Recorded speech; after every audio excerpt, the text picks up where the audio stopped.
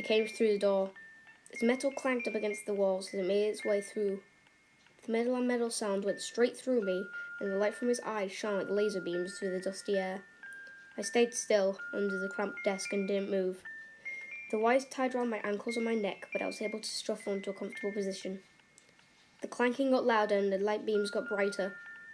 I shut my eyes and held my breath. Then silence. I opened one eye and I was back. The laughing of the children resumed, and the music of happiness resumed. I pulled the tablecloth up and my parents looked under the table.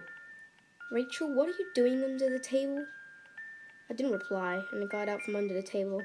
I had a sigh of relief and went to find my friends. "Rachel, over here!"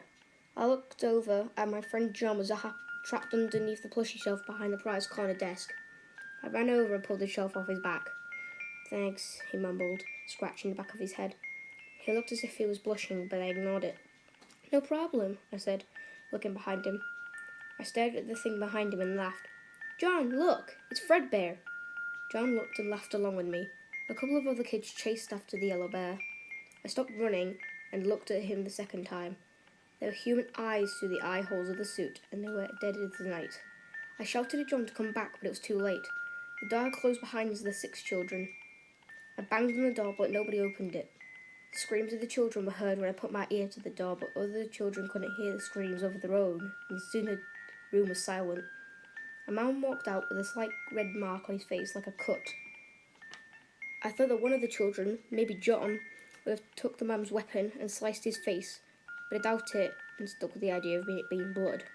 Later that day, when the lights dimmed down for the last show of the night, I stole a key from the employee and made my way into the room, where I heard the screams. The door creaked open, but the music from the show was too loud to hear from the dining area. Fredbear and Spring Bonnie began to sing as I entered the room. I let my eyes adjust, then looked into the darkness. 6 figures covered in blood looking down at the checkered floor, blood dripping from the eye holes. I froze in shock. I looked closer, and it looked like the characters from the television show Fredbear and Friends. That calmed me down a bit. There's Freddy, Bonnie, Chica, Foxy, and a yellow version of Freddy. I looked at them all individually, but didn't know which one was John. Someone grabbed my shoulder and pulled me out of the room. The employee who I took the key from knelt down in front of me and said, "Well, little missy, you know you shouldn't go into these rooms." I dropped the key behind me and said that I was exploring. He closed the door, not looking inside, and locked it with his spare key.